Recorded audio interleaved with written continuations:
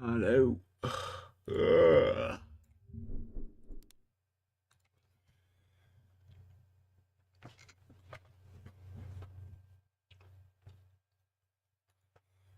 Are you a homeowner thinking about selling your home in the next 6 months? Then watch this video. If not, then skip it, because it's just an ad. We're Naima and Justin Cothran from Team Cothran with Royal LePage State. We understand your concerns and we're here to help you navigate this challenging market. We prepared a free seller's guide packed with valuable information just for you. On September 30th, 2021, at 1:09 p.m., a 911 call was received by the Madison Township Police Department reporting a fire. On September 30th, 2021, at 1:09 p.m., a 911 call was received by the Madison Township Police Department reporting a fire. Yeah, I need a firefighter here. I got a fire in my house. You have a fire? Yes, I need a fire. Strangely, for about 45 seconds, the caller withheld the fact that his wife was still inside the house. Is everybody out of the house? No. I think I just grabbed the kids out. I couldn't go in. I tried to get in now. I can't control it. Within minutes, first responders arrived on the scene at 3532 No Bixby Road, 15 miles from Columbus, Ohio. They immediately extinguished the fire, but unfortunately, it was too late. The fire was fatal. The body cam footage that you are currently watching was recorded by Commander Victor Boyd. Frank 120727. Man. Okay. Upon Boyd's arrival, he approached the fire chief, who had been speaking to the homeowner moments before. So what we got here? He was home. He got the kids out. As you can see, the homeowner appears to be cool, calm, and collected as he waits by his vehicle. But contrary to his demeanor, this was no small fire. At the time of the call, his basement bedroom was nothing short of an inferno, with all of the valuables inside being burnt to a crisp. This sparks the question, why is he so calm, especially when he knows that his wife was trapped inside? It sounds like from him, she must have been babysitting the two kids and he was gone. And he just happened to come home in town? He just came home and opened the door and it was full of smoke. Kids were still in there playing around on the floor and he got them out, but couldn't go back in for her. Do you have any idea, is she alive when this? It's hard to tell. Okay. I can't believe that. I don't know. Commander Boyd decided to take a look at the aftermath himself. The fire was surprisingly contained, with only one room being severely damaged, while the rest of the house was essentially untouched. The exact cause of the fire was unknown at the time, but it was clear that an accelerant was used to cause such concentrated intensity. The victim was found lying in the middle of the room, burnt beyond recognition. On her neck was a USB cord, and underneath her was a burnt bottle of charcoal lighter fluid. 3532 No Bixby, we've got a structure fire, and we've got a body on the inside.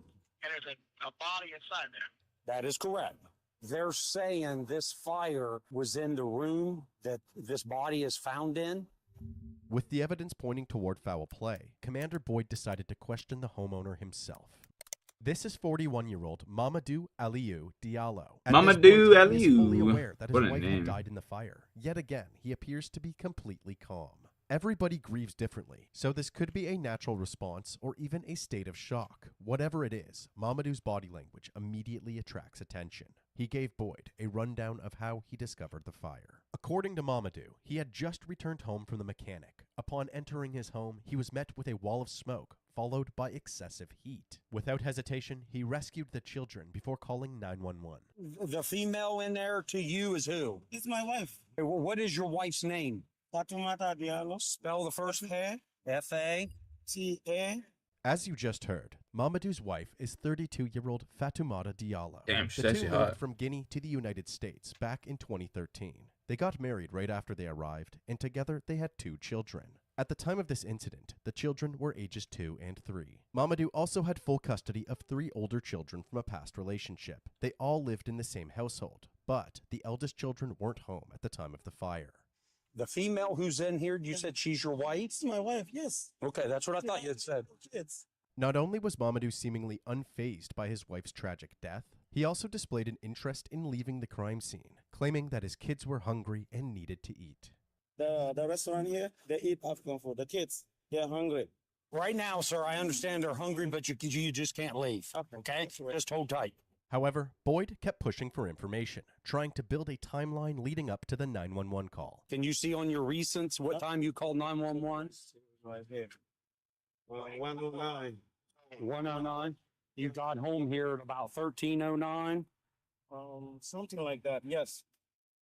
Before you came here and stopped, where were you making a run, making a delivery? No. I went to the shop. Mamadou explained that he left his house early in the morning to have his truck serviced at a shop in Medina, about an hour away from his home in Madison. And do you have any idea, sir, off the top of your head, what time you would have been at Medina? 8:30. 8:30? Yeah. And then from there, you say you went to the Volvo dealer? They fixed my ABS sensor on the foot. You were at the Volvo around 11? Yeah, that's what, around 11, yeah. Mamadou's calm demeanor throughout the questioning immediately unsettled Commander Boyd. Why wasn't Mamadou more distraught, considering his circumstances? At this point, Officer Brandy Krantz joined the investigation. When she arrived at the scene, she realized that she had been to this house before. She had responded to several calls of domestic violence at this particular address in the past. I got a lot of information to feed you. Okay. Okay? Yeah. This led to the detectives reviewing records on the Diallo residence. It turns out that Mamadou was previously charged with domestic violence in 2018 after Fatoumata filed a police report claiming that he had strangled her. We pulled the history up at this house. We have some pretty bad domestics here. Have you? Yeah. Mamadou quickly became the prime suspect, and police Beyonce. believed that they had enough evidence to justify an arrest. On October 1st, 2021, one day after the fire, Mamadou was arrested and charged with murder. Why is doing this? Police said you're riding in his car. Have a seat. Thank you. After being escorted to the station for questioning, Mamadou experienced one of the most intense interrogations found in the true crime dossier. You want to talk to us about this incident tonight? If I call my lawyer, that would be maybe much better. Jokes aside, with no help from Mamadou, authorities proceeded to build their case. When speaking with Mamadou's eldest daughter, she had some revealing details to share. My father is abusive, that whole multiple times. I mean, we used to get weapons all the time. It would be like a board and like a belt sometimes. Okay, when we say it board, what are we talking? Like a phone charger.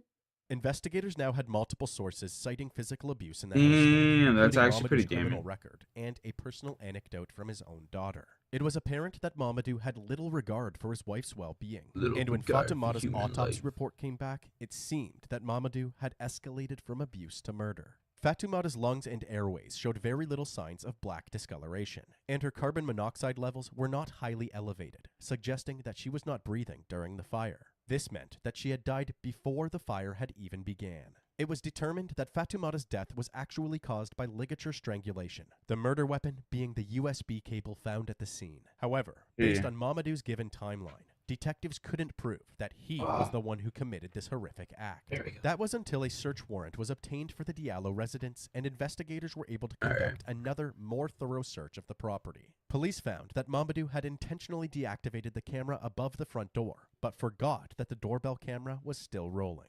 The doorbell camera showed him returning home at 12:24 p.m. Then, 44 minutes later, at 1:08 p.m., he is seen casually walking out of the house with his two children, while a raging fire burns his wife to death. 1 minute later, he dialed the 911 call heard at the beginning of this video.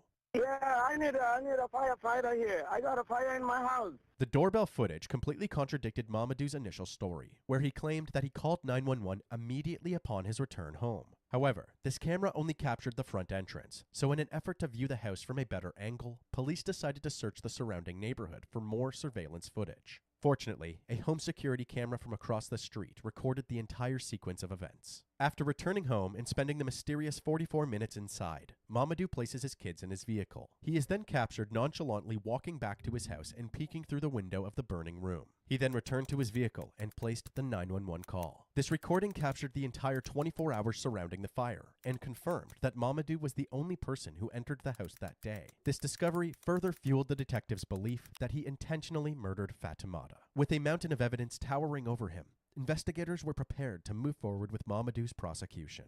Well, those friends and family are most certainly heartbroken, and they want answers about why Fatoumata Diallo is now gone. Diallo and his two young children made it out safely. First responders would soon discover his wife, Fatoumata Diallo, did not. The 911 call, he never mentioned his wife was in the house for 45 seconds to a minute. I mean, if it was you and I and our loved one was in the house, the first thing I would say is, get somebody here.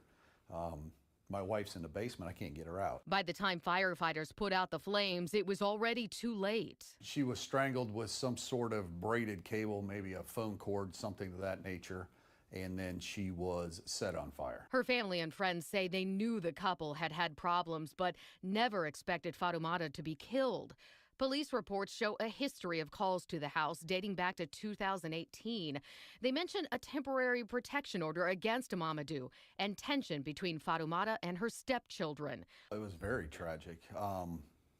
There are stepkids involved, so they lost their stepmother and father, and the two younger children lost their mother, and now their father is behind bars.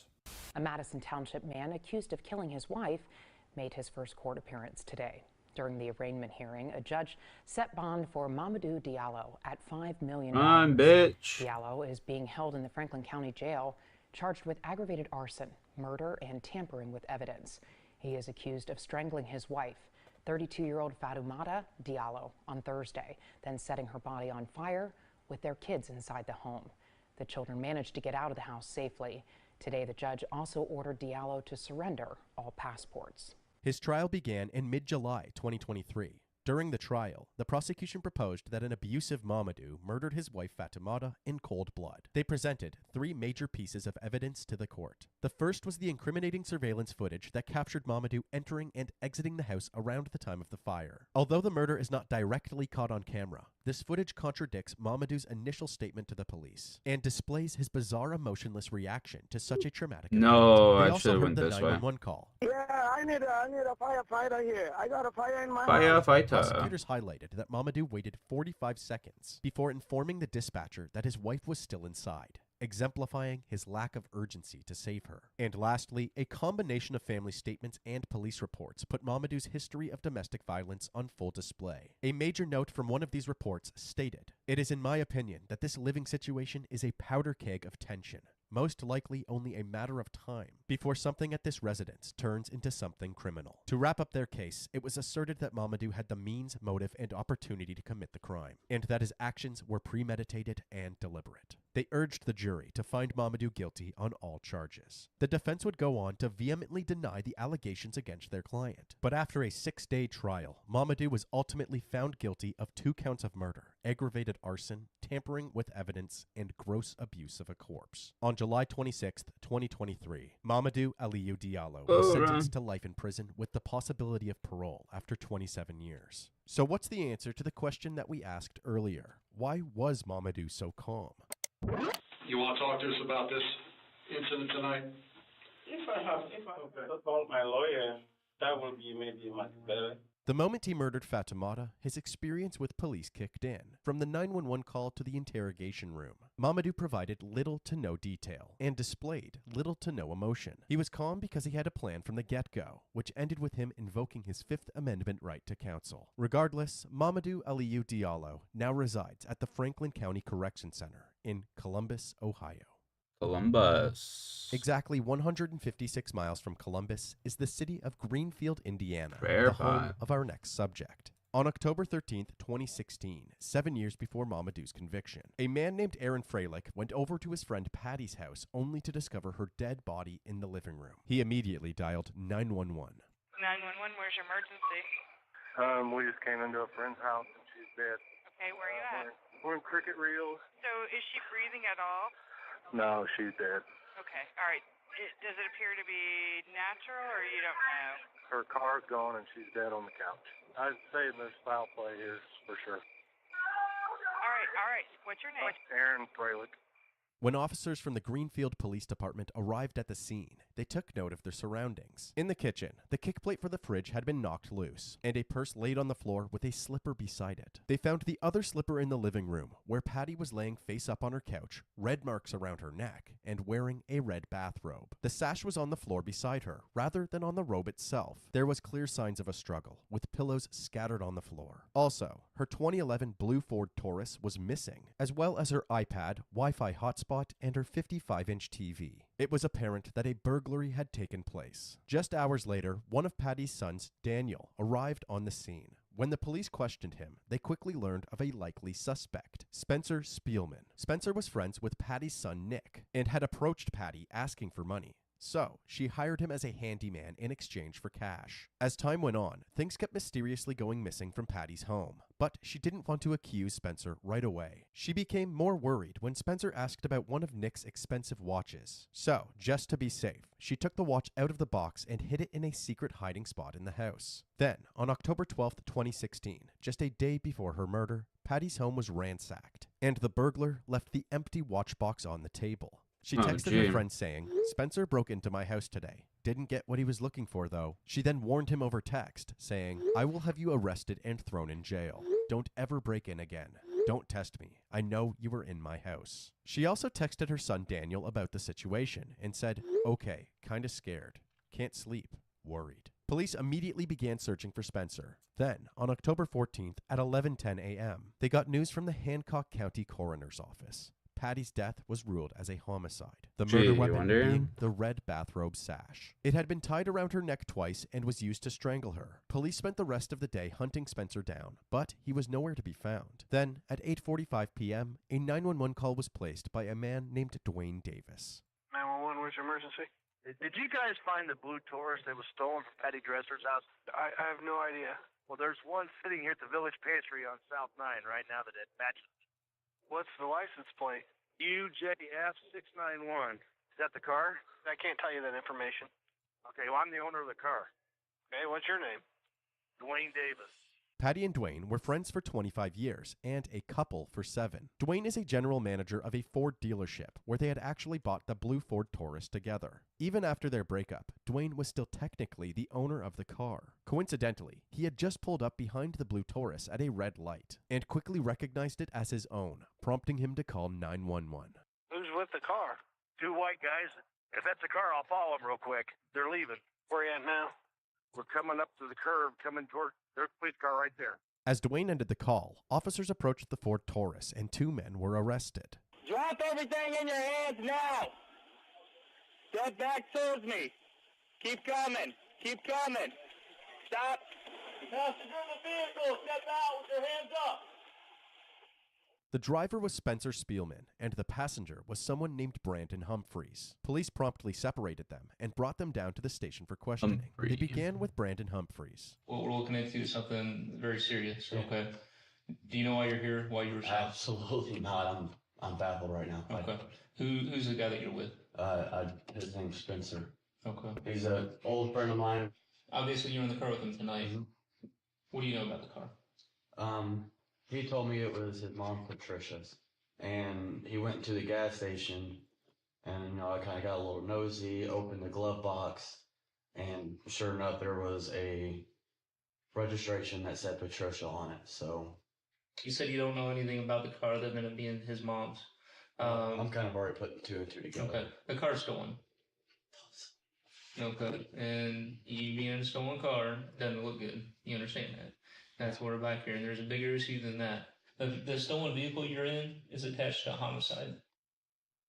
Homicide? Like someone died in it? There's really no conversations about the car itself. He just said his mom was letting him borrow it.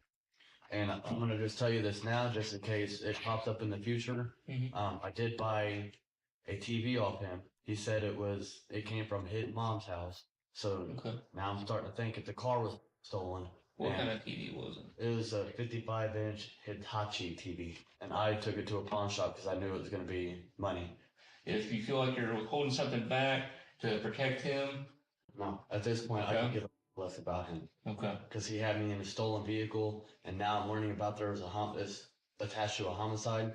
Where our homicide happened, would there be any reason your DNA would be on any evidence inside the house? Absolutely not. No. If we get information from somebody else, other than the stuff that he got from that was stolen. Are you sure there's nothing else? I promise you, there's nothing else. I know I'm innocent about all this.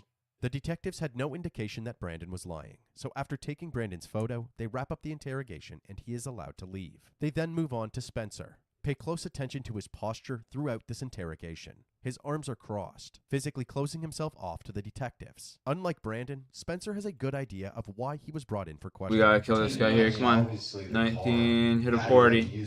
35 is good. Hit a 40. Well, that's what we need to get to the bottom of. Hit a 40. Go over there to her house once or twice. 32. We need a tenner. We're talking about. Let's go. You Patty. I like clean her house and stuff. Like she pays me like $100 once a month to do all her windows. Sarah Dolman clean Brew. her floors. When asked why he had Patty's car, Spencer had an interesting story to share. I was cleaning and she got into a fight with some old guy who was over there. She's like, blah, blah, blah. I went down. I was like, I'm leaving. She's like, oh. She was like, she let me take her car. She said, just come back in the morning because she had to go to work. So she let me use her car. I come back in the morning. I couldn't get an answer from the door or anything. I didn't know what to do. I wasn't just going to leave her car in her driveway. The keys in it. This old guy that she was with, who is he? I have no idea. When I was upstairs vacuuming, I heard her yell, John, like 3 times. So I'm guessing his name's John, but I'm not sure. When you left, did you see anything in the driveway? I think it was like an Expedition. It was really nice. What color was it? White. What Spencer doesn't realize is that the investigators have already looked at the surveillance footage from Patty's neighbor's house, and they now know for a fact that nobody had gone to the house that day. Spencer's story was completely fabricated. You have a key to get in the residence? I do not. Okay. She always lets me in. She's always sitting in the garage. Have you got the door code? Like the keypad for the garage door? Yeah. So Thursday morning, is that when you brought the car back? I got there like 7. I waited for a couple hours. I'm not gonna lie to y'all. Okay. But she would just never answer the door? There was not an answer. So now we're into Friday today. What did you do when you woke up? Went to Brandon's, loaded up one of his rims for his car. Went and tried to sell them. Pawn shops, went and gave it for him. So you guys pawn anything? No. Okay. Actually, they did sell something to the pawn shop, Patty's stolen TV, as Brandon said earlier. Not only that, but before questioning Spencer, they had already confirmed this by looking at the surveillance footage from the pawn shop. Spencer and Brandon can be seen carrying in the TV. At this point, the detectives decided to confront Spencer about his lies. You've already been checking with the pawn shops, okay? We know you pawn stuff. So you had to be honest. In there on video. I just asked you if you pawn stuff. You told me no. So this is the time to be honest and clear. I am being honest. You pawned a TV. Do what? 55-inch TV. Yeah. Why didn't you tell us about that? I didn't think it was. You didn't think it was relevant. Yeah. Was there an agreement between you and Patty? No. For you to take that TV? No. Then why did you take it? Because I needed money. That's the only thing I took from the house. So the TV you took, was she home when you took it? Do what? No. How'd you get in the house then? The clicky thing. Clicky thing. The detectives are hoping that if they catch Spencer in enough lies, he will realize that the evidence is stacked against him, and that the best course of action is to confess. It's definitely convincing. The clicky thing. They're on Wednesday. That's not the truth. Yeah, it is. How is that not the truth? There's video cameras. You gotta stop lying to this. I'm not lying to you guys. Okay. Yeah, you are. Mushroom tater? This is a big, big deal. What are you talking about? What do you think we're talking about? I'm not sure. If you had to guess, what do you think? Well, y'all obviously think I stole the car. Stolen car? I didn't steal no car. What the going on? Murder. Bull. Murder. I didn't kill nobody. Apparently you did. You stole her car? No. What? Broke in her house, stole her TV. No. Stole a car, stole a Wi-Fi. I didn't kill nobody. Or steal anything. Then you better tell us who did. I don't know. Yeah, right. I don't have the balls to murder anybody. Maybe you didn't mean to. What? This is your opportunity to tell us what happened. I don't know. Why, since you sit your ass in that chair. You know it. You sit there and thought it all up and you thought you had it all figured out. No, I did not. John. Who the hell is John? I did not. White truck. We got video. There ain't no white truck around. I didn't Tell us the truth. Oh, shit. You. I ran right into that About boulder. 1 hour into the interrogation, Spencer begins to show signs of defeat. You were there. She's dead. You got her car. I'm a jury member. What am I going to think? I didn't kill her. It's like you don't have any emotion that she's dead. No, I care. I just don't show it. Spencer, let me ask you this. I Okay. didn't kill anybody. Even though he sticks to his claims of innocence, his delivery is becoming more and more lethargic, and his posture slowly evolves from closed off to more open. And who was there when you left? That dude. I'm not lying about that either. We've gone over and verified the times on the video. There's no expedition there. Okay.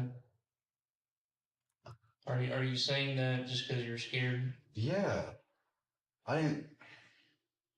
But there's no expedition, right? We're finally getting somewhere. Okay. What were you scared about coming up with the story about her getting in the argument? Oh, she did. She was screaming at somebody on the phone. But that was on the phone. Did she ever take any of that anger and turn it toward you? Like, did she tell you to get out of the house? Pretty much. And as I'm walking out the garage door, I got hit in the back of the head with something really hard. And all I remember is waking up in the Walmart parking lot with the TV in the trunk. It hadn't been hurt, right? I don't know. It was in the garage. I don't know what she grabbed. Was she cussing at you? Hey, Rocky. She was going nuts. Do you ever remember her falling? Having to help her up?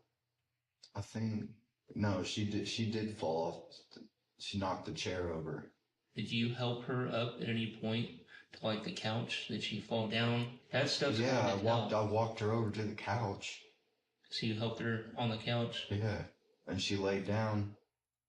She had a robe on when you picked her up and put her on the couch. Yeah. The robe, like the strap where you tie it, that was on the floor? It was right there by the couch, I think, on the floor. So she fell out of the chair. You've helped her onto the couch. She hit you in the back of the head. I took her car and left.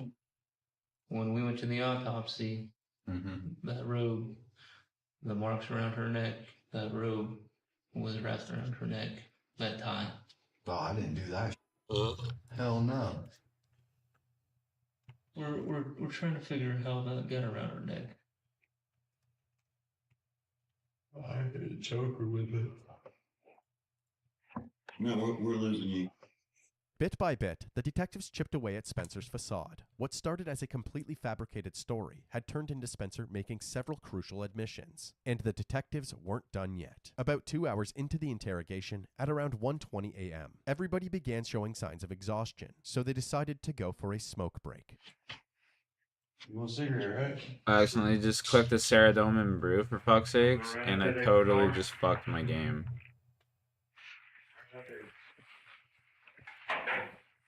From the moment they walked outside, nobody spoke of the investigation. In fact, Spencer didn't speak at all. Once they finished up their cigarettes, they all made their way back into the interrogation room, and it was immediately clear that something within Spencer had changed. I'm ready to tell y'all what happened. When I let her down on the couch. Fuck. Like a few minutes later, she just came up, freaking the f out, hitting me, and trying to scratch at me. And I just tightened it left. And I came back, and by that time, when I took it off, it was too late. The detectives finally had a confession, but to strengthen their case even further, they wanted Spencer to volunteer information that only the killer would know. For example, the fact that the sash was wrapped around Patty's neck twice. So, she's on the couch. She jumps up. Where was the belt, sash, whatever we want to call it? On the little table. I just hit the wrong fucking guy. So somehow you managed to get that. God. Just around once or twice, and then After pulling it tight around her neck, she fell back on the couch, and Spencer left. The next morning, at around 7 a.m., he came back to feed the dog and noticed that Patty had not moved from her spot on the couch. He noticed that her face was now gray. He removed the sash from her neck, but he realized that it was too late. Patty was dead. Instead of calling 911, he quickly left the premises. Following this interrogation, Spencer Spielman was charged with murder, robbery, and driving while suspended. And after an 8-day trial, he was found guilty on all charges. 36. A man found guilty of murder will soon learn how long he'll be behind bars. Spencer Spielman was found guilty yesterday. He was charged after Patricia Dresser of Greenfield was strangled to death. She had employed Spielman as a handyman at her home. Spielman is set to be sentenced never hire any handyman. On August 31st, 2017, Spencer Spielman was sentenced to 55 years in prison. He currently resides at the Pendleton Correctional Facility in Pendleton, Indiana.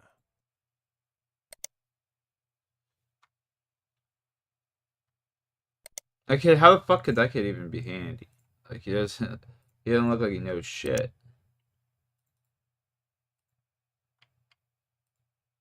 Gold door, room plate legs, cool.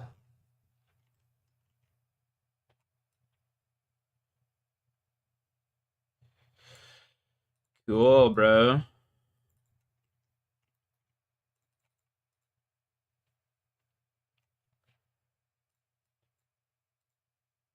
Hey, Rocky.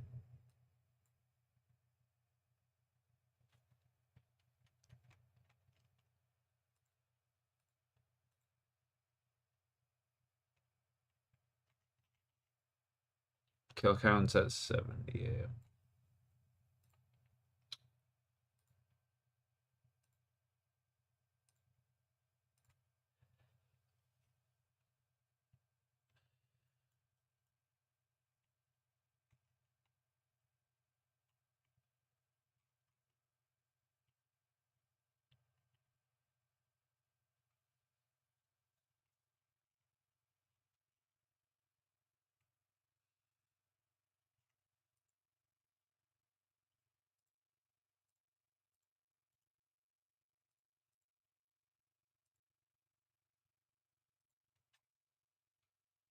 Hey, Rocky, baby.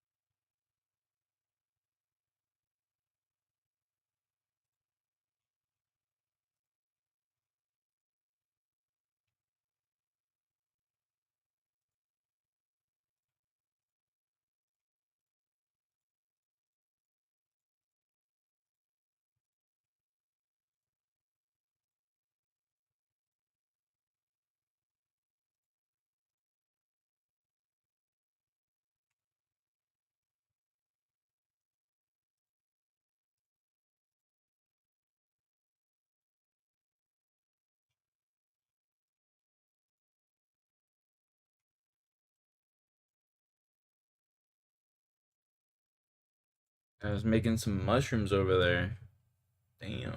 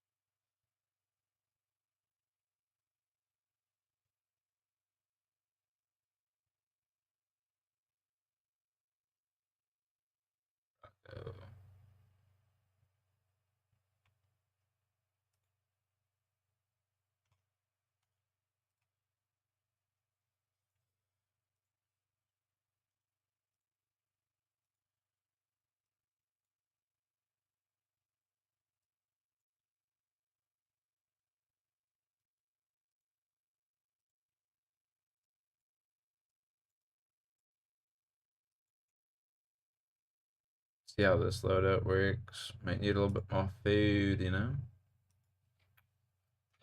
Get an extra trip or two in.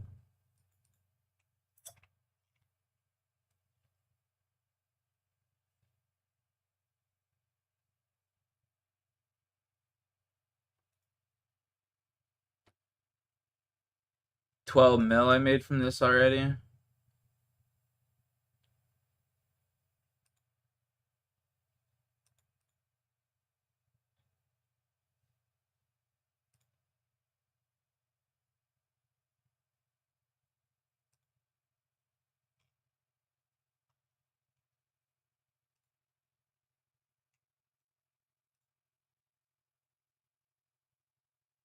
Jar of stone, noon.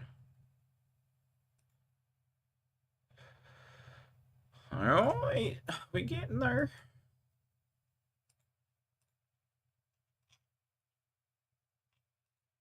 Squirt, my dog, my dude, my man. What's up, dude? How you been? How you doing, bro?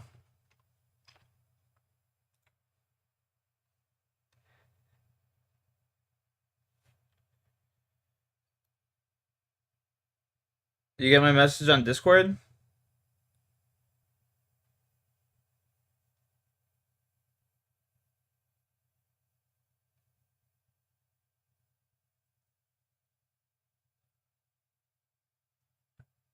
Chilling, bro. Packing up tonight. What do you mean packing up? What do you mean? What do you mean? Packing. Hey, baby. Yeah, babies. Okay. You want up? You want up? Is that the problem? Do you want up here? Come on. Come here. Do you want up?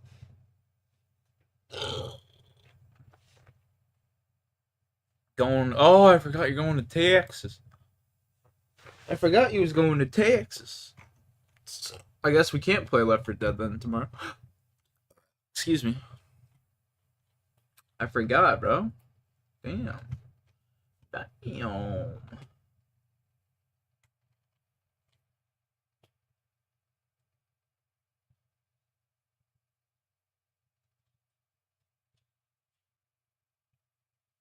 Nah, why not? Yeah, yeah. I'm bringing a laptop. I'll test it right now. Yeah, give it a little test. It should work on the laptop. I'd definitely be down to play some Left 4 Dead with you tomorrow, though, at some point, if you're obviously free and shit. Hey, baby. Pick you up? Can I pick you up? Come on up. Come on up. Come here. Come here. No? Alright, well. You run away from me again, and then when you come back over... You want me to play with that chicken? Alright, here, give me the chicken. I got the chicken.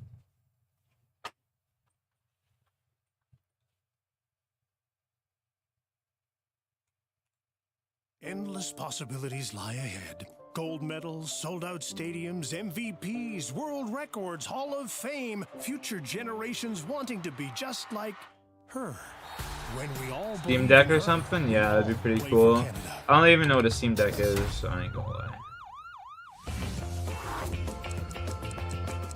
So Logan Paul, you guys remember Crypto Zoo? Yeah. Logan Paul was actually suing CoffeeZilla. Yep, happened yesterday. People wanted me to look at it. I didn't get a chance to. Finally, we're going to look at it.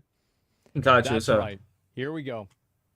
I'm going to grind up a toke, I think, Logan chat. Paul is suing me for Crypto Zoo. I'm going to go turn on my light and grind up a toke. Maybe even join. Fully, Logan would rather publicly humiliate himself in court by accusing me of defaming him. He's hired 5 lawyers to sue me, which he hopes will stop me from exposing him again. You see, only hours before this lawsuit was filed, I had reached out to Logan. You know what? We're getting fucking fancy with it today, boys. We're smoking a joint. Just been accused. BO6 Zombies Terminus looks like butt cheeks. There's another one? Oh my god! It literally just looks like open world zombies, but Cold War. Shit. By the Canadian government of being a multi-layered fraud. Looks like shit. I'm not gonna lie. I obviously had questions, but before I was able to get answers, Logan's team of lawyers showed up to silence me. We're going to talk about that. We're also going to go through this lawsuit. I'm going to tell you how to support us if you want, because I'm just ripping a bong toke. There's already enough in here for a bong toke. I don't feel like grinding up more weed. I'm lazy. Before we get to my mistake, let's start with Logan's. Okay. baby. This lawsuit is not about Logan Paul getting defamed. Instead, this is about him trying to dodge accountability, victims, and blame anyone but himself for his problems, especially me. This lawsuit says Logan Paul wants to hold me accountable for my actions. Here, I'm gonna pop up this what video actions here. Yeah, what do you? Are those? What are you holding talking him about? Accountable? It's ironic because his lawyers claim For the immense harm that he has caused to Paul's reputation through the intentional and reckless dissemination of defamatory falsehoods. Well, then you have to prove that they're fake, right? Logan has learned to believe in the importance of accountability. Yeah. But accountability for who? Currently, Logan is fighting the victims of CryptoZoo in court, and now he's fighting the journalist who exposed him in the first place. Naturally. Personally, I believe Logan has learned nothing from this except how to silence people with the law. Naturally. But I won't be silenced because Logan's lawsuit makes no sense. We're going to go through it because from the beginning, there's problems. Logan's 5 lawyers tried to A discredit... self-described investigative journalist and internet detective with no actual journalism training, or a private investigator's license to hold him accountable for maliciously, repeatedly publishing false statements. Okay, so what was the false statement, though? Me as a journalist. Where is it? They paint me as someone who wanted money. They say I had a false and malicious narrative. Knowing that but it was... you know who doesn't believe that? Yo, You Sacred know of Balls for secretly tripping the praises toke. me Cheers. Behind the scenes. Logan Paul? This journalist, YouTuber, crypto uncoverer guy named CoffeeZilla, who's incredible, by the way. A very...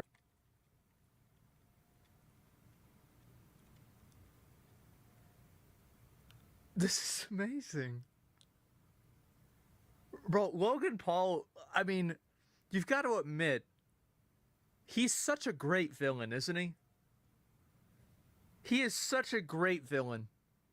Man. He really is, yeah. This is amazing. Good-hearted, smart guy. Of course. Did a deep dive into this project that I attempted to make called CryptoZoo. That's right. It's Logan Paul. He's the biggest enemy of Logan Paul's defamation case. Who knew? Because defamation requires actual malice and Here's reckless disregard for the truth. But he think just it's admitted or, on camera but yeah. that I am thorough and good-hearted.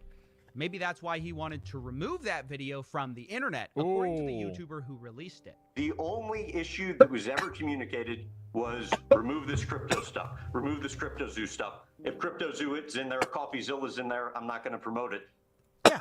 Remove that. Yo, even up to though, Raph. That CoffeeZilla stuff doesn't look. Why would you say it if you wanted it removed? Why the fuck would you say that? You know you're being recorded. Why would you even say it? I don't understand. Good when you compliment the guy you're trying to sue. Yes. Maybe that's why Logan isn't even suing me for my original investigation at all. What? Despite most of this lawsuit being a ridiculous fanfic about how I took Logan out of context, that Logan was a victim, right, that I withheld text messages, Logan isn't suing me for any of the original investigation, though, because he knows he can't. Instead, at the end of the lawsuit, we find what my defamation really is. I'm being sued for 2 videos and 1 tweet where I advocated for refunds for the victims. Yes, you heard me right. Been working hard, man. I just want a house. Yo, I feel that, dude. I've been working like 14-hour days. My first paycheck's gonna be like $4,000 or $5,000, dude. And the Zoo tokens. Can't fucking wait. Only to refund the NFTs, which is a minority of the losses. And I had. Well, he basically. My understanding of this was I that cannot Logan Paul, fucking wait. Like, people lost $10 million, and Logan Paul said, "It's okay. I'm going to give you $1.5 million." And everybody was like, "Wow. Hey, he's not so bad, huh? How about that?" Which, by the way, it works. I did this with a guild bank back in Wrath of the Lich King. Everybody in the guild loved it. Yeah, this works really well. I told Logan People are so dumb. Over and over my opinion. Bro, how does that hit me? I didn't even have time to sold move. the whole bank to not make things fully right, and That's instead crazy. only pay back a small part of the Shit loss just like while instantly fighting hit the me. I rest of the didn't even have victims in time to court. fucking move. And it's those videos and tweet where I ask for refunds, which I'm being sued for. The first video in question is about Logan Paul not paying out refunds for 6 months. The second video was about Logan's partial refund, having a clause to make sure you couldn't sue him for the rest of your refund. Well, I mean, if he's saying it, I mean... And the tweet, I simply said, Logan's the type of guy to thank you for exposing his scam and block you when you remind him to pay up. God, man.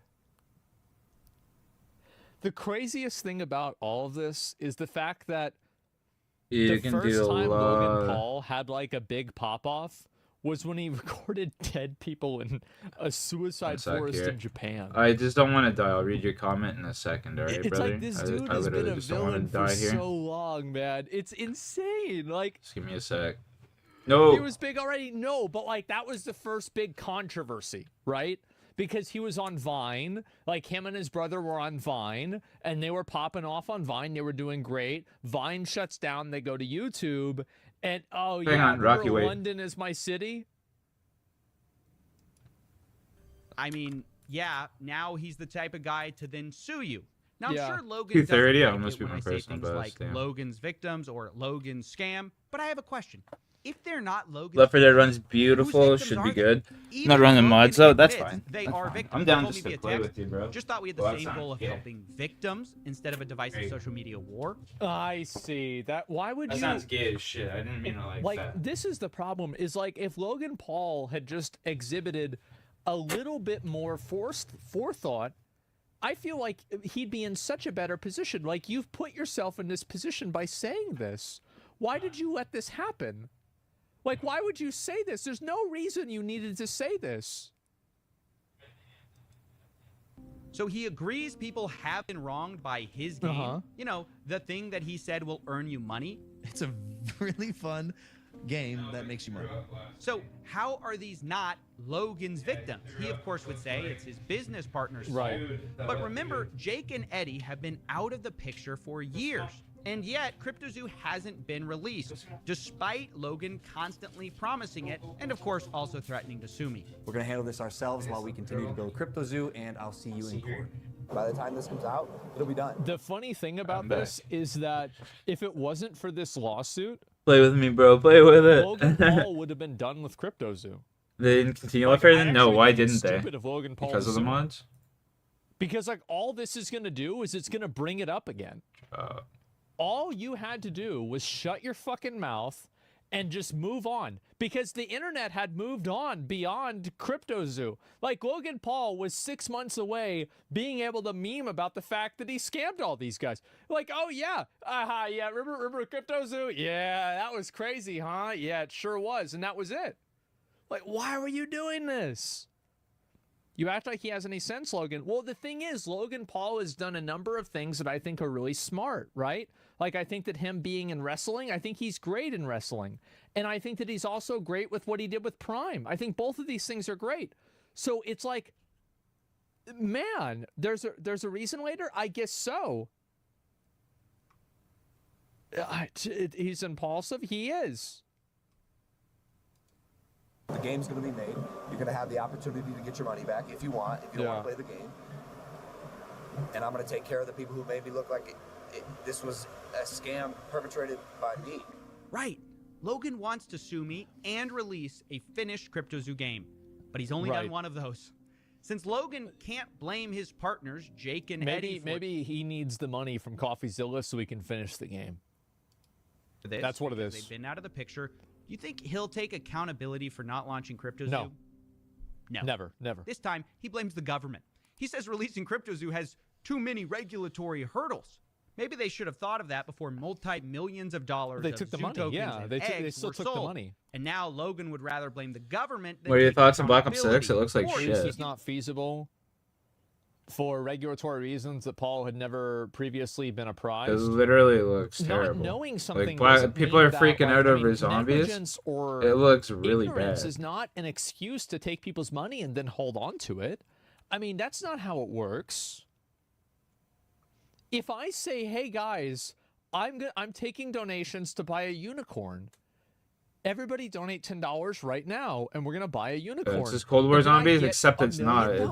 It's I get Modern $1 Warfare million 3 to buy a unicorn. zombies And with then the I say, Cold War "Guys, skin over it. It turns out that you You can't know what buy I mean? unicorns. It's literally Not Modern real. Warfare 3 zombies with a Cold War skin. I feel like if I didn't give people their money back, that'd be a fucking scam. It's not even a question. Or if you let him keep talking, Logan might rant about internet reporters having too much responsibility. These internet journalists, internet investigative reporters have way too much responsibility on their hands that is being mismanaged and wielded in a really inappropriate way. The worst part about what Logan Paul is saying is that there are elements of him being right. That's the worst thing about it. Is that in like 5% of circumstances, 10% of circumstances, he's right. But here's the problem. This isn't one of them. It's not one of them. What are we doing? Accessibility, accountability is like kryptonite? Yes. But not in his case, yes. This fucking guy here. The React channels aren't reporters? I guess so. Stop holding me accountable? I mean, CoffeeZilla can't really hold Logan Paul accountable. Nobody can hold Logan Paul accountable except the government, right? Like, that's it. Like, you make a video about somebody, it's not like somebody has to do anything about it.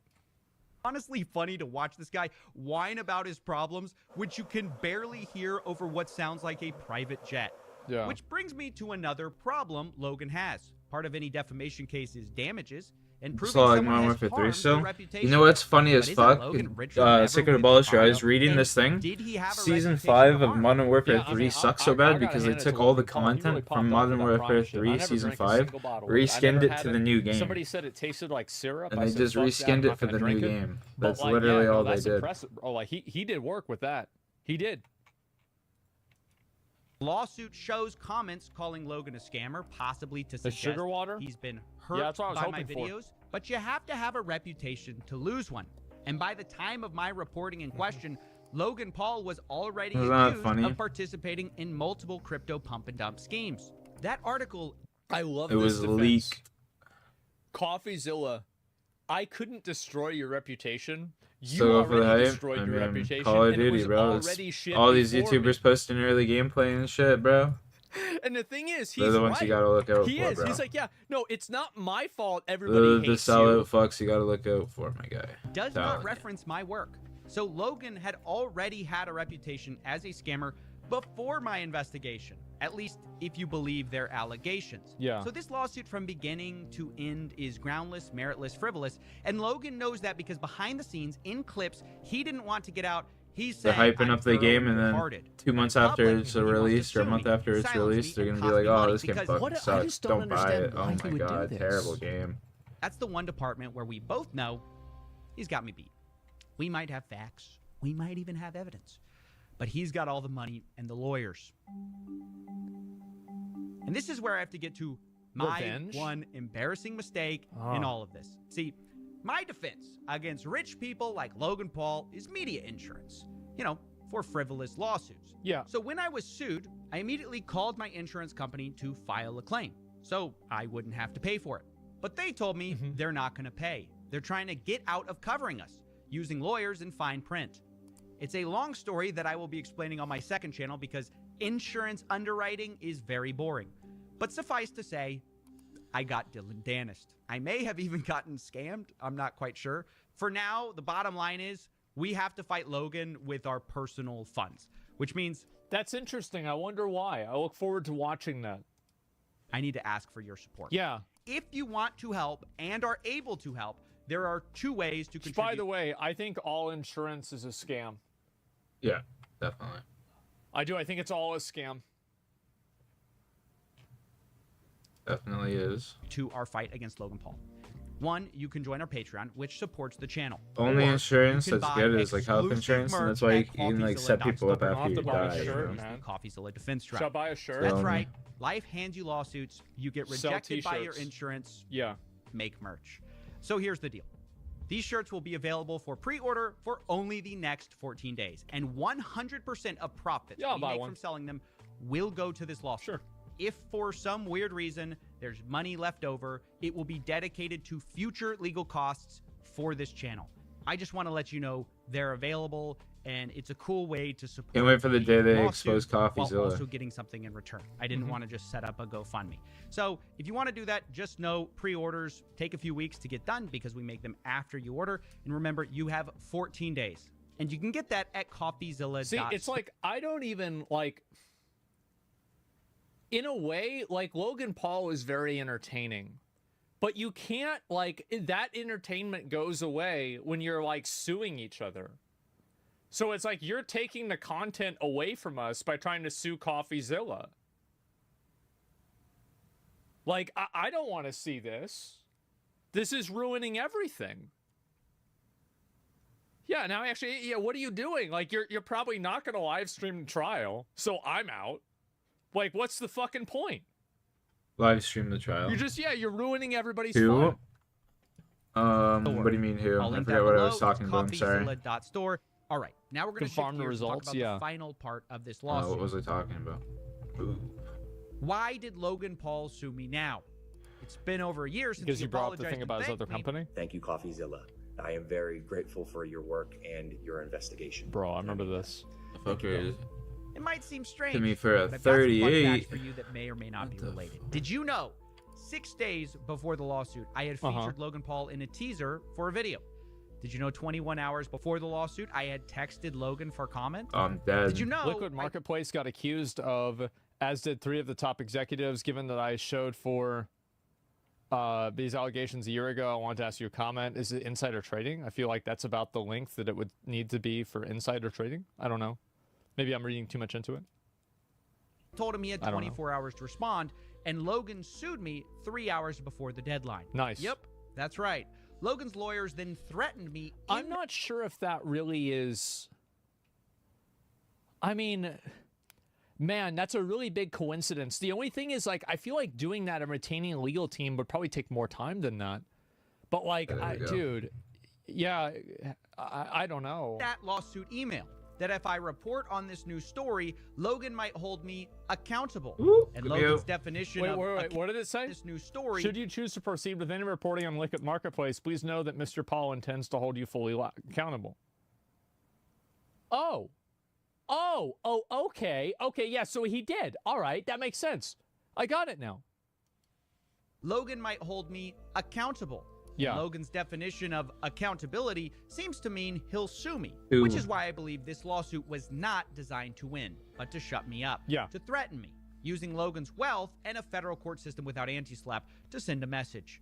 Do not tell that story.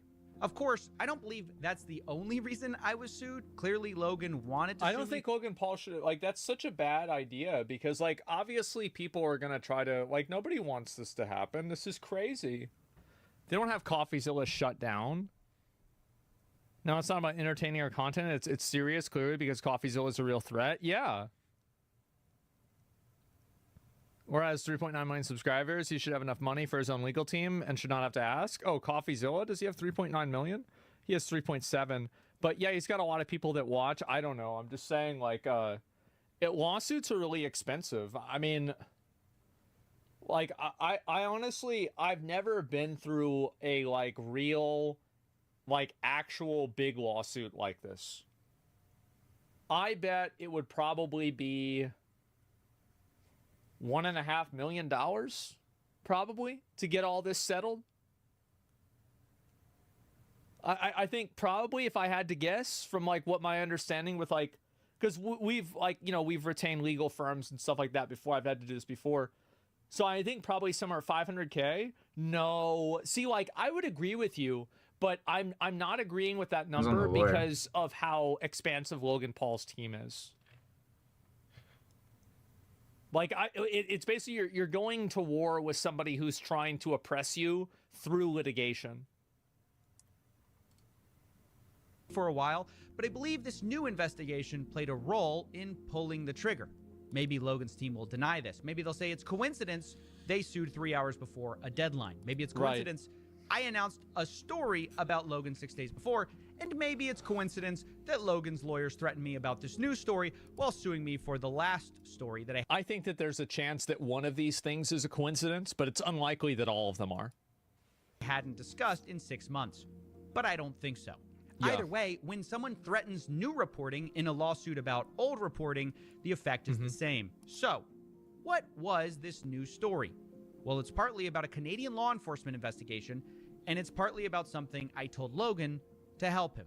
Yes, believe it or not, I tried to help Logan Paul. Wow. To explain, we need to go back to when CryptoZoo first got exposed. Logan said he was going to sue me, but got back. I can't see this winning at all. Extra, I'm always trying to I find can't believe I just took a 35 chunk from sipping underneath him right there. He said he was wrong and wanted to make things disgusting. right. I made it clear. So he said he was wrong? This is crazy. Why would you say that you were wrong? Why would you do that? You should have never said you were wrong. How is this happening? Are the absolute right move going forward, and to my surprise, he agreed. 100%, man. We're on the same page. 100%. But we weren't. Logan now doesn't use the word Well, we refund. just He calls extended this our a trip. buyback. But at the time, Logan Paul could ask for a $10 million settlement and use the settlement money to pay off everyone getting good optics. The ultimate scam. How So am I doing Logan for my- Paul scams everybody. Somebody exposes him for scamming everybody. 814. Logan Paul sues the person who 44% exposes him, and then takes the money that he wins from the lawsuit from the person who exposed him for scamming to pay back the people who were Let's go scammed. like this. We'll take that. To win back the audience and the public. That's so fucking stupid. And this is America. I want you guys to know that there is a non-zero chance of that happening. That's crazy. That is supervillain status. Absolutely. I need you to understand. I thought Logan was going to announce a full refund, so I began trying to help him. And dare I say, I was even nice to the guy. You can see that I tried to offer people who might be able to trace blockchain damages to refund people. And in the same spirit, I made Logan aware of potential problems at a different company he co-owned called Liquid Marketplace. On a platform that I co-founded called Liquid Marketplace. It What's allows that? co-ownership of top-tier assets. So instead of one person, me Oh, this isn't like, yeah, people do this with art already. Is this new? This is actually a good idea. this card, we as a collective can co-own it together. This was a fractionalized collectible platform where Logan sold things. Yeah, no, this is I'm going to be honest. I think that's actually a really good idea for him to do that. It's a laundering front? Yeah, this is such a good idea. Like roughly It's a half laundering of a front, $5 million yo. It was a Pokemon scam? card. Yeah, well, that's how you make the money.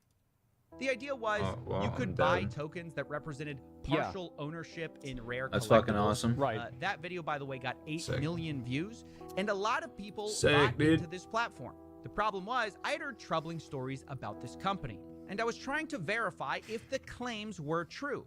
So I had gone to the CEO, Ryan Bahadori, to ask him questions, but he kept dodging meetings. And I don't mean he refused meeting with me. I mean, we would set up meetings and then he did not show up. Oops. So I was troubled. And I brought this up to Logan. I figured if he's going to make one company right, make them all right. Otherwise, it might come back to bite him. I mean, can you imagine the disaster if another one of Logan Paul's co-founded companies was discovered to have scammed his fans? Hypothetically. I mean, that'd be a good start. I mean, yeah. I could easily see that happening. Absolutely. I don't even need to could you believe this? Yeah, I could believe it. Hypothetically, that would be a very bad look.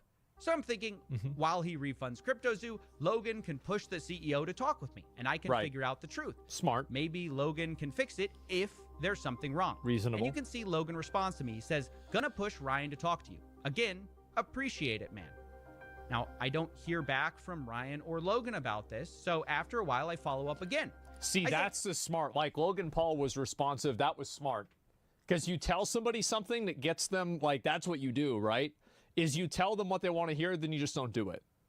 See, maybe he's finally getting smart. Let me know if Ryan plans on talking. Yeah. A lot of nasty stories still out there about Liquid Marketplace, embezzlement, etc., and he's dodged meeting me already once. Now, obviously, Right. the most shocking part of this is the word embezzlement. I need to make it Ooh. clear. This is not an accusation. I am not accusing Logan Paul or Liquid. He doesn't want to have it happen again. He's like, guys, listen, I don't want to fucking deal with this shit again. I'm not accusing him of this, but this is just the word, right? Disclaimer. Yep, all right. Liquid Marketplace of wrongdoing. I brought it up in our texts because it is my job to investigate unverified claims. That's Right. the whole point of me wanting to meet with the CEO, but I was stonewalled. Logan never replied, despite me reminding him again via email 5 months later For 5 that months. I wanted to talk to Ryan about, quote, embezzlement and, quote, Yeah. potential fraud. Once again, not accusing anyone of wrongdoing. I'm simply doing my job at the time to chase down rumors and unverified claims. Without concrete proof, I would have never talked about any of this. Sure. But on June 19th, 2024, things changed because the Ontario Securities Commission revealed a liquid marketplace investigation where they accused Liquid Marketplace of being a multi-layered fraud, taking in No way. You telling me he doing it again? Okay. No way. He doing it again. Oh, no. $2.7 million from the sale of these fractionalized collectibles. The platform allegedly did not do exactly what it promised. Some of the blockchain... What did it do? Allegedly... The false and misleading representations exposed token purchasers to undisclosed risks, caused investor losses, and benefited LMP. Wow. Probably on transaction fees. Exactly what it promised. Some of the blockchain tokens did not even mint. But even worse was the allegation that approximately $3 million was misappropriated from $10 million they raised of investor funds. This is a very similar claim to the one I had tried to verify. Ryan Bahadouri, the guy I tried to speak to, was accused of, quote, making hidden payments to shell corporations without any legitimate business purpose. I'm going to tell you guys what I think happened.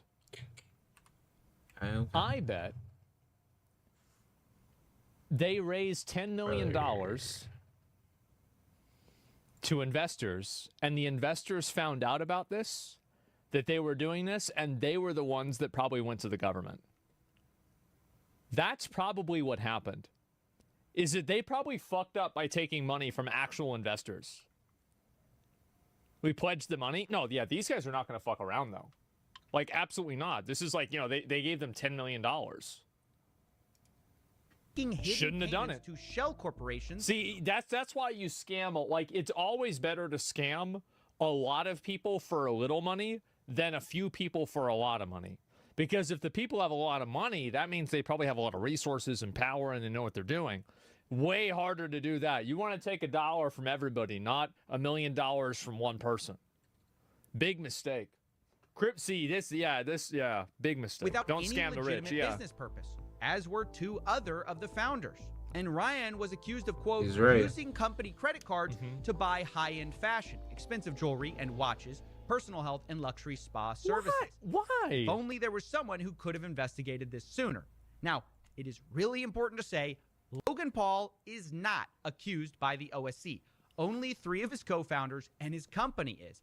But given the history, I had questions. After all, Logan's promotional video about Liquid Marketplace is still up. And the reason many people cared about Liquid Marketplace at all was arguably Logan Paul. So, here were my questions. And as I read this, it's important to correct. I say Liquid Marketplace got accused of embezzlement. Technically, the OSC alleged misappropriation of funds. Those are similar. They're not the same. So I wanted to correct that. But here's what I asked. Quote, did you take any action on hearing these allegations over a year ago? Did you get approached by the Ontario Securities Commission?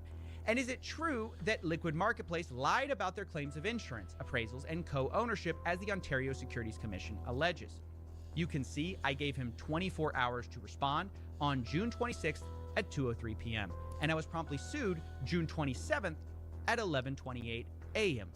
See, old Logan Paul would have been like, yeah, I knew about them. And yeah, we tried to do something about it, but it wasn't true. New Logan Paul, after the Crypto Zoo, after he's already fucked this up before, this time he's just sues them.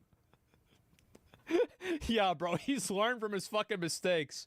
Oh, God, why didn't Logan just block the guy? Because then it would make him more aggro. Roughly 3 hours to spare. Now, I want to be clear. I don't know the answers to the questions I sent. Maybe Logan secretly whistleblew to the OSC when I first went to him. I don't know. That's why you ask questions as a reporter. But now the story is not about those questions. It's about why I was sued immediately after asking them. And threatened if I reported about Liquid Marketplace in a way they didn't like. Yeah, I mean, the threat definitely makes it seem like it's not a coincidence. is not how I wanted this story to come out. Yeah. Because there's still so much we don't know, and so much I can't say now for legal reasons. That's Maybe crazy. Logan's totally innocent. Maybe he surrounded himself with scumbags who defrauded his fans. Maybe Well, that's never happened before. I mean, you know, except for the, you know, the time. Yeah. he'll do But a besides refund that, for right? this project. Besides I that don't hasn't know. happened. Yeah. Because I never got the chance to find out. I tried to Again? investigate, but I was stonewalled and sued Right. when I asked questions. Make no mistake, though, this investigation is still ongoing, and you can reach me at the email below if you were affected. I will release my full investigation when it's appropriate because even if Logan doesn't want to answer questions, it doesn't mean I have to stop asking them. Right. So in summary, Logan's lawsuit is not about my original reporting into CryptoZoo.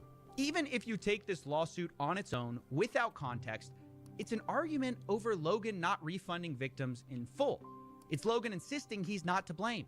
It's all his business partner's fault. But I don't. Justin.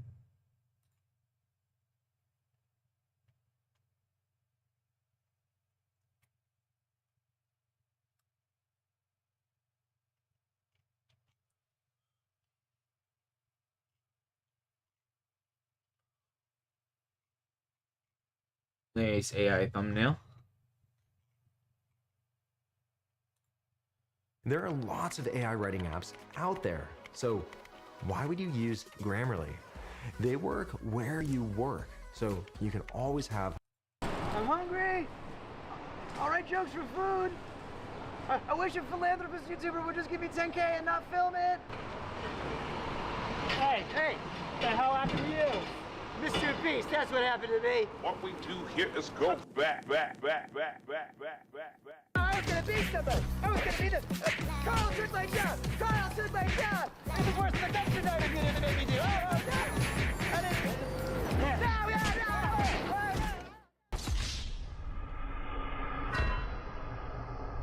Okay, content cop from Temu back at it again. So just before I get into my interrogation with former Mr. Beast employee Jake Weddle, a lot has happened since my last video. After posting, I got hundreds of messages from former Mr. Beast employees, and I had them all like send proof of former employment. You know, just people showing their support or telling their stories of you know, fake videos or unsafe practices, you know, toxic workplace, stuff like that.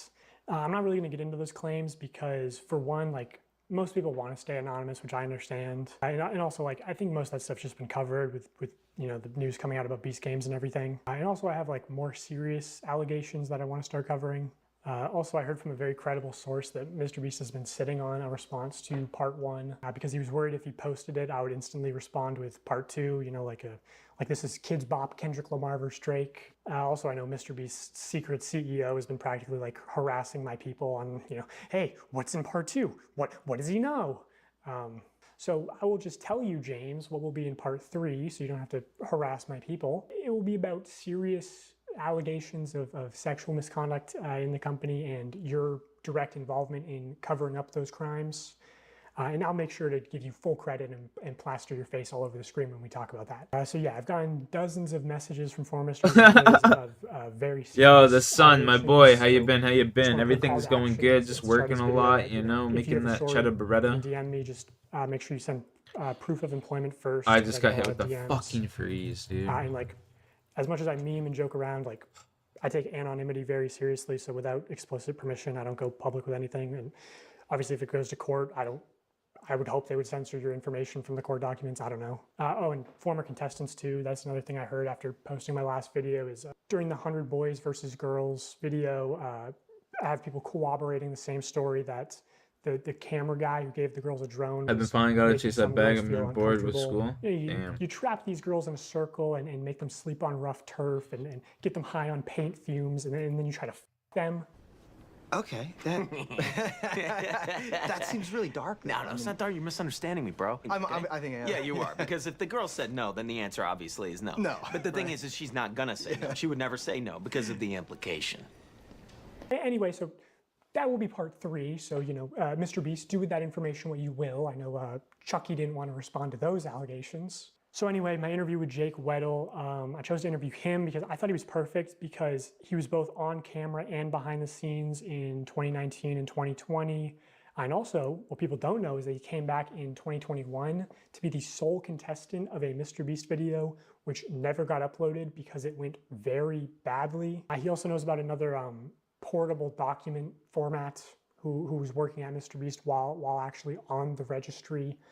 And I'll get more into that story at the end of the video. So I got his DM, drove straight to New York overnight, did not sleep, just drank a bunch of caffeine, and I also only had one microphone in the interview, which he's wearing. So it's mostly just him talking. Also, like, final thing, people said my last video started slow. This video also starts slow. It you know, it builds up over time, but I'll do the retention thing and say, the ending will blow your mind. It's crazy. Yeah. Okay, Jake Weddle, everybody. I'm Jake Weddle. Most people who, if you know me from Mr. Beast, I'm a deep cut. I'm in a few of the videos, sometimes maybe purposefully kept to the shadows a little bit. I'm in the cutting room floor a lot of the time. But I've been in some videos. I've worked on a lot of them. I was there from 2019 to 2020, 2021-ish when I came back and did some more. I was there when they were authentic, and then I saw the transition to what I feel like is a company. He's like a TV show now. It went from YouTuber guy with a camera to Amazon. The culture around there was very unspoken, but there was a vibe. There was half the people who, if you made Jimmy happy, you were on the good half. And these people got random bonuses and were usually moved up, had more screen time. And then there was people who, if you had a disagreement or butt heads with Jimmy or just you didn't like it, you know, you were the other half. And I consistently was in the half that Jimmy doesn't like me. That's fine. I don't like him either. It's okay. Oh, that feels so good to say. I don't like Jimmy. I hate you so much. He didn't want anyone to get more popular or have more of a way out necessarily. Like, oh, I'm doing my Twitch thing on the side. Don't do that because you could get famous and leave and talk about me negatively. And I could tell he's got like Mr. Pee Behove. You know, doing well. I've never watched it. Well, I watched it, but I never like. I don't for know quite who some that time. is. So I've talked to reporters, right, like publicly, Fuck. and I've always had to choose my words very, very carefully because I don't want to say anything I don't stand behind, obviously. So I used to talk to people. Brother, that shit falls so quick. Me publicly for things I do genuinely think I That could. shit didn't even give me But time then to it's like, fucking well, how react. can we work with you? Well, I wanted a career. I didn't want to, you know, speak ill of YouTube's golden boy and then I'm blacklisted forever. I tell people I was talking to you, and they go, "Don't, what are you doing? You're gonna kill your career." It's like I have to, or I'll be sad. If this is the moment, we're gonna talk about it. So, as far as that, that's my covering up of why we didn't talk about XYZ sooner. But now you know. What would you say is the fakest video that you worked on while you were there? Fakest video that I worked on while I was there. This is the extent of the fakeness that I was involved to. This is admitting to my complicity. I was a writer there, and we were working on a video, crushing my friend's car with a rock or meteor or something. It was a rock or a meteor in the title of it. I can't remember, but he wanted to do a prank where, unbeknownst to the person, he takes a rock, crushes their car, and they're supposed to think a rock came out of space. We're gonna take a meteor and we're gonna put it on Weddle's car. We're gonna take another meteor and put it on Marcus's car. Both of them have no idea that we're doing this. Weddle and Marcus are probably shocked. They had no idea. And so that was the one and only time I had to, huh? My car? What? And on the fly, I saw him, because Marcus was in that video. So Marcus is calling his mom. Marcus genuinely had no idea. He genuinely had no idea. But so Marcus is calling his mom, and his mom's freaking out. And I'm like, oh no, they're gonna call my mom next. So I had to text my mom, who had to beg to get the title very quickly. Now I'm texting my mom, I go, Mom, I'm about to call you about the meteor thing. You have no idea? Be surprised. And then I hit send, and then they go, call your mom now. And I call my mom and I tell her, and oh, she should have got the Oscar. Oh my God, on the fly, she goes, what? I'm on vacation. Mom, my car has been destroyed. Wait, what? A meteor hit it. Jacob, I'm on vacation. Do you understand? Yeah, I did that video, and they're supposed to give me $10K to put a down payment on a new car, and they wanted me to get like a big flashy new car. $10K was supposed to be a down payment. And I can't afford a big flashy new car because I work at Mr. Beast. So I couldn't get anything I couldn't afford the taxes on. I couldn't get anything I couldn't afford the insurance on. So I do my part of the video, and I get a mom van that I could afford. And Jimmy was like, why didn't you get a cooler car? I was like, I can't afford that, bro. Come on, what are you talking about? You know, if I was working on a TV show in the 90s, on a show that was a quarter as successful, I could retire today. But now I make dog shit pay, making gajillionaires more money. And I just walked into the writer's room. And that's one of the reasons why I left, was because I just walked in there and asked for not necessarily a gajillion dollars, but maybe a salary that was more proportional to the work I was doing, given how much revenue that work was doing. And then, you know, I talked about that, and I talked about the Writers Guild and how this is what Writers Guild industry standard is for the streaming internet content with ads. I thought that was the closest thing to YouTube, and I didn't even bring up residuals, because oh my god, if I got residuals for every video I worked on, boy howdy, I could retire. But yeah, the other thing I talked about was there was another writer there, older comic, A character black guy, vibe. kid. Yeah, And, a little bit. I got paid more than him, and I thought that was wild because he was older than me, had a child. We're doing the exact same job, and I'm some 20-year-old fuckhead white guy. Why am I getting paid more than him? I brought that up. And one of the things I didn't like about the way some of the V stuff shook out was...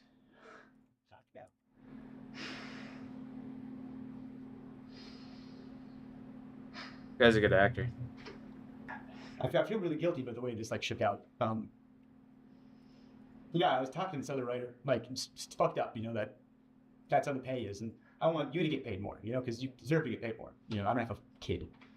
And he didn't want to rock the boat. He desperately didn't want to rock the boat. He's just, I like my job. I like, you know, because when you grow up with, you know, nothing, not to say that he did, but I know I did, you know. You get a little something, you don't want to lose it. So he didn't want to rock the boat. Reckless Talent, what's up, dog? But he said, hey man, if that's how you feel, you know, like if that's like, I trust you. He stood with me. He went in that meeting with me. And I said my piece, and he backed me up. I said, I need XYZ or I'm out of here. And they said, bet. And they gave me a severance check the next day. And they gave him a severance check the next day. And if I knew he was going to lose his job too, I wouldn't have done it. Oh my god, this guy's fake crying is killing me. Me, I was over the moon. I was like, you're going to give me a check and I get to leave? You know, I don't get to deal with the yeah, how many Orbeez can I fit up my asshole every day, you know? And I get to go home and you're going to pay me to leave. I was over the moon. And he was devastated. He did not want. I said, he just wanted to be in the room, you know? And I really regret that. But, you know, me and him, we're really still tight. We're still good friends. Is he doing good? Yeah, he's doing good. He's a good guy. I love that guy. He's doing good. Kinda, yeah. So maybe you'll feel better? Honestly, best thing I could have done for him.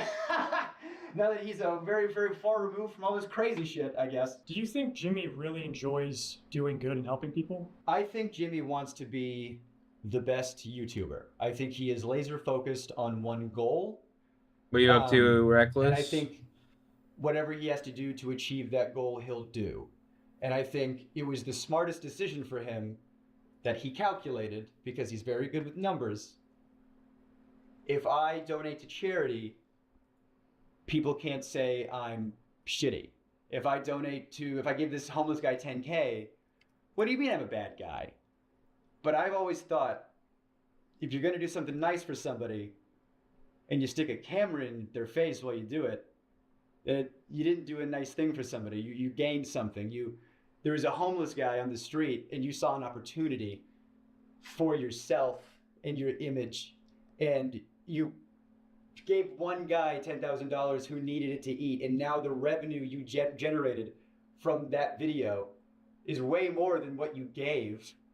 I think when he's generous on camera, it's the least authentic thing in the world. There's an element of, you know, oh, hey, you're crying. That's so good for camera. You know, I'm so glad if you're crying because you're so thankful that you got XYZ, and then you go, oh, I'm so glad he needed it that bad so I could come in and, oh, can you cry more? Oh, it's so good for the camera if you could. Oh, it made me uncomfortable that I was working there, and I didn't like it, and I vocalized it sometimes, and I think that's why I wasn't on camera as much as they said I was going to be.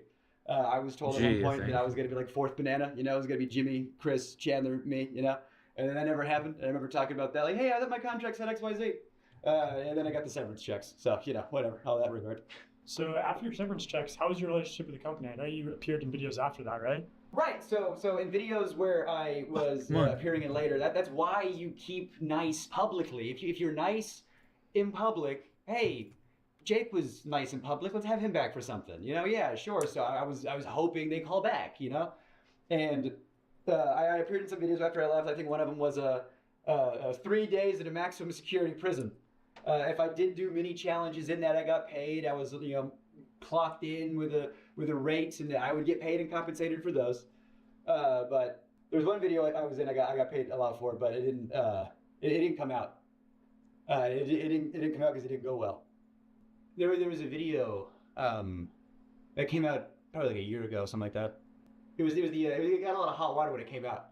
It was the like surviving like $10,000 every day you survive in solitary or surviving solitary for whatever. It was one of those solitary confinement videos that got a lot of media attention because everybody saw the premise and thought, what? You shouldn't do that. And people don't know that was the second attempt. The first attempt was on me, and it didn't go well. This guy's fake crying really bothers me. I was already planning on moving to New York, and I had worked at a couple of YouTube companies after Beast, and I had a little bit of change in my pocket. The most change I had in my pocket ever. Small potatoes, compared to Beast bullshit. But I thought I had enough to move to New York or whatever. And I get a call from somebody over there, and they go, "Hey, they want you for a video." I was like, "Oh, amazing, great, cool, thank God." What's the video? And they tell me the pitch. And they try to make the pitch sound like it's going to be like a walk in the park. The pitch is 100 days in solitary confinement. But don't worry, like you only have to last like 30. We have like a video. They're pitching it like at first it's going to be like a luxury vacation. You're going to have like a hot tub and an ice cream machine. And like part of the video is going to be you deciding like what items am I going to get rid of, today? And it's like the choice. They were like, it's only going to be bad for maybe the last like 5 days tops when you have like nothing left. You're the first, it's going to be like a breeze for most of it. And by the end of it, after 30 days, you're going to get $300,000 because it's $10,000 a day. And I don't know, man. I grew up poor in North Carolina. I said, excuse me? I'll dance for you if you put that kind of money in my face, sure. They were like, you're going to be locked in this room, and we got to make sure you're on all the time. We're going to have cameras on you all the time, and you're perfect for this because you never shut the fuck up. On paper, I was like, okay, I can do this, and they always cut me out of the videos. They always, and I was, editors have told me that it's because you have too much of a personality. And so with this video, I thought, too much of a personality. What? It's a video they can't cut me out of.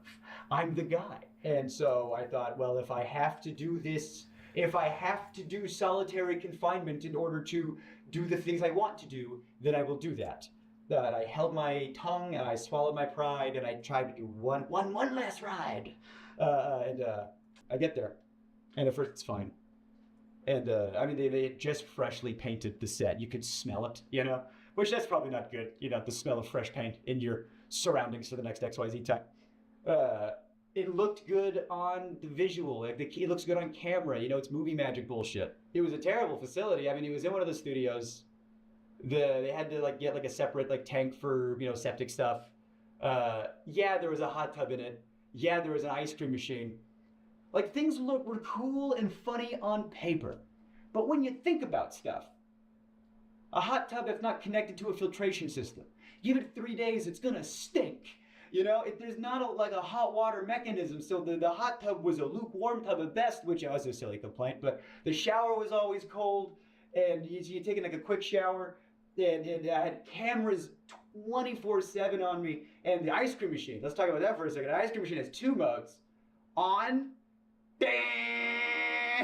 and off, reeking of smelly dairy, mildew, so I got to choose which sense was assaulted at a time. I couldn't have all of them good.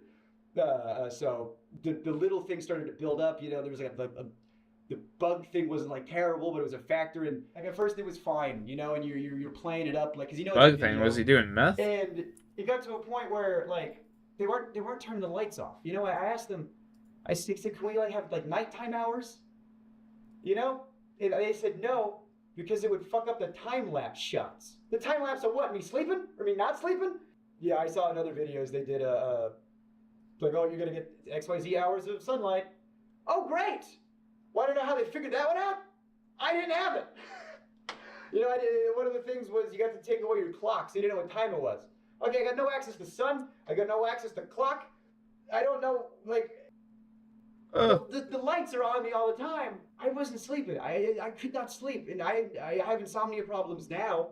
But they might have started there. They might have. This guy just, I don't know. This guy's not too credible. I had a lot of good people looking out for me saying, this we gotta stop. Just the shit he's saying So is kind of contradicting I itself. just wanted to turn the lights off.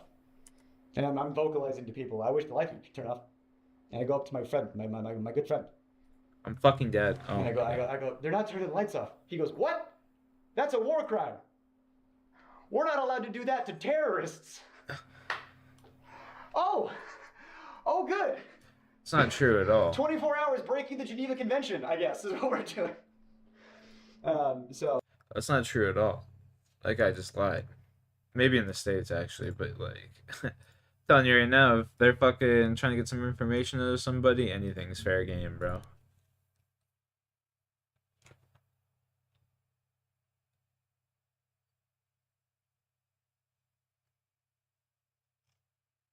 Aaron fucking Tia.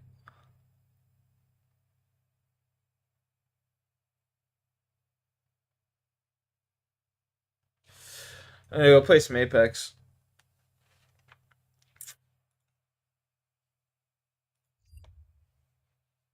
I'm gonna start up another stream.